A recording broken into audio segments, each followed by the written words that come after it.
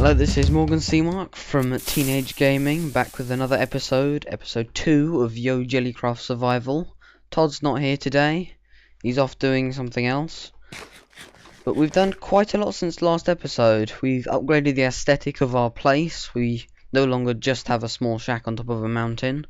We've got a slightly larger shack with a stairway leading up to it. We've finally got that nether portal up and running.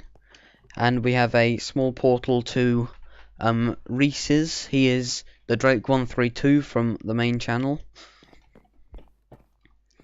Right, let's get started. We didn't record any of this because we thought it was long and boring and we didn't think you'd want to see it. We've done quite a few changes. Number one is we've got the farms up and running. There's carrots, sugarcane and cactus. There's also a very small flax farm. Now flax is a 2-block high plant like sugarcane, but it grows string, which is very useful for later on in the game if you can't be bothered to grind string. We've got a couple of fish bowls here. Fish bowls are literally 7 glass in a U shape in a crafting bench. That gives you an empty fish bowl. You can then go fill it up from any water block anywhere. And then if you right click on a fish, you trap it in the fish bowl. So we currently have a piranha here, and we have a stripy yellowfish. I think it's called a yellowy fish. Yeah, that's the one we've got. We have our ambitious wall of ambitious stuff. This is basically what we plan to do in each episode. This will be for next episode's thing, when we've got Todd back. So until then, I'm just going to take you through what we've done up till this point. We've done a load more mining and got a bunch more materials, which is always good. The main thing we've done is we made a pulverizer. This is a really good block to have, and it's a very important early game. Now, for a pulverizer, you will need machine frame, which is made with a gold and 4 iron around the outside with glass filling the rest. Normal piston, which I assume you all know how to do. 2 flint and 2 copper. And this little redstone reception coil, which is just gold and 2 redstone. That will give you the pulverizer. Right, now in the UI for the pulverizer, you've got this little slot here. This is where you put your iron ore, gold ore, whatever ore you've got. And it'll pulverize it down into iron ore or whatever. But there's also a slight chance you'll get something else. So for example, if you pulverize cobblestone, you will always get sand, and there is a 10% chance you'll get gravel. If you do sandstone, there's a 100% chance you get 2 sand, and there's a 10% chance you get niter. So you see how this works. See, the only block it doesn't give you extras is diamond, which is a shame, because that would have been very useful. Now then, once this is pulverized, it produces the things as you saw. You can then smelt them back into gold or whatever. Now, each dust provides 1 ingot. Wow, there's so much lag for the moment. Sorry about that. Now each dust provides 1 ingot, and each ore you pulverize produces 2 dust. So it's a good way of doubling how much iron gold you get from your ore.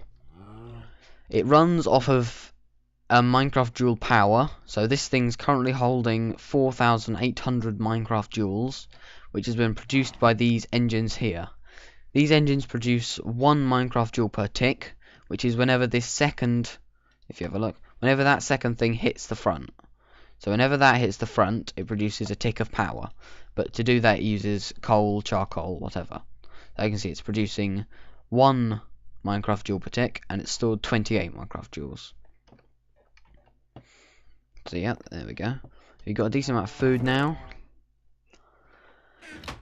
And we went and found a bunch of mob spawners and some Thaumcraft hobbit holes, as I like to call them, and claws, obsidian totem claws. And we got some nitor, some elementum, some enchanted books, and other generally useful items. Right then, the fish bowls and what I'm about to show you are from the Mo Creatures mod. So if you want to find them, you'll have to do it. Right, now up here we got a couple of snakes. Carbran and Severus. Now these are found in the wild as normal snakes. When you kill them, you have a small chance of getting eggs. As far as I'm aware, this is all the types of snake you can get: spotted, orange, green, coral, cobra, rattle, python, and dark. And each one turns into a different type of snake. Now, in order to hatch one of these, you take one of the eggs. Get out of my way, you two. And literally stand over a torch and right click. And it drops the egg down by the torch. Now, if you were to let this go, and it would start to bob up and down, and then it would hatch. Like that. But you can also pick it back up if you just stand by it. Now, the closest person to it... Oh, Severus is glitching. Oh well. Oh, there we go. Ooh. See, as you saw there, he's lost health because he's suffocated in a wall here. And you can get their health back by feeding them stuff like raw rat, which is kind of easy to find because they spawn everywhere when it's dark. But yeah, the closest person to the egg when it hatches gets to name the pet, and it becomes their pet. As you saw with Severus, if you right click your snake, you can pick him up and he kind of sits on your shoulder and glitches through your body and does all kinds of voodoo magic. And that just about does it for snakes. They won't fight for you, as far as I'm aware. If you want a pet that fights for you, you need a cat, a big cat. We will probably cover some of those in the later episodes. As more for aesthetics, we've made a couple of these armor stands. So like that normally. And they are simply 2 iron ingots on top of 3 stone slabs. They're very easy to make. Now, in the armor stand, you've got these 2 things. This is actually what you're wearing, and this is what the armor stand is wearing. So I can take that off there and that off there, and I am now wearing that armor. And it's also disappeared from the armor stand. There we go, so I can put that back on. There we go.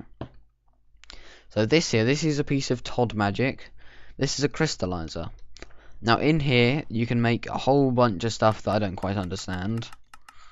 But the main thing we're using it for is to make slime balls. If you put milk in the bottom and lime green dye in the top, over time, using this furnace heater, it will make slime balls for you. Now, to make one of these things, it's quite easy. You need a crystallizer, which is that thing there. And that is literally just a cauldron, a piece of string and a stick, which is very easy to make. For those of you that don't know, a cauldron is just 7 iron in a U shape, like the bowl. Now, the furnace heater, which is this block here, you can just see, is a bit harder to make. It requires insulated coil, which is lead ingots around clay.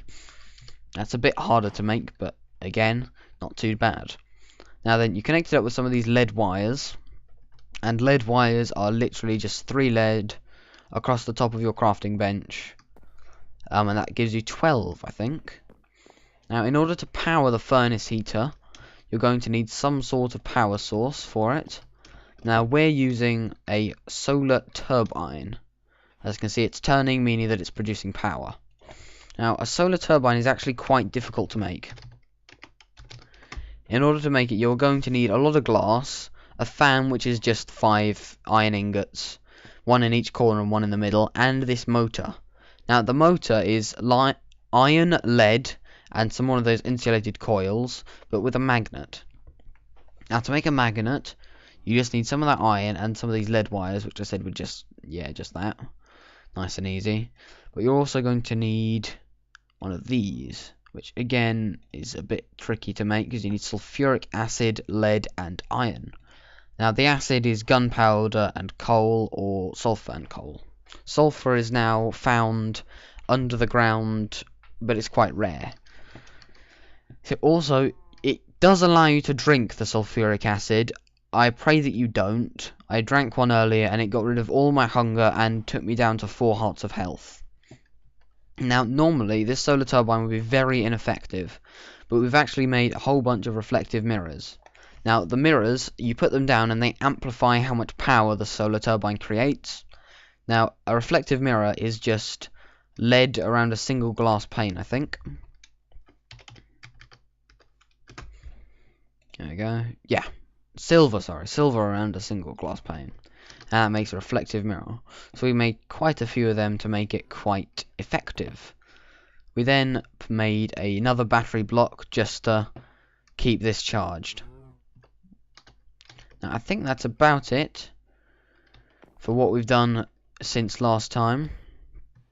Again, we won't be doing this regularly, it's just because Fraps corrupted some of our footage whilst we were actually making it. We will do some of the ambitious stuff that's on our ambitious wall next time we're here. But until then, this has been Morgan or Maelduine from Yo Jelly Gaming, and I bid you all farewell.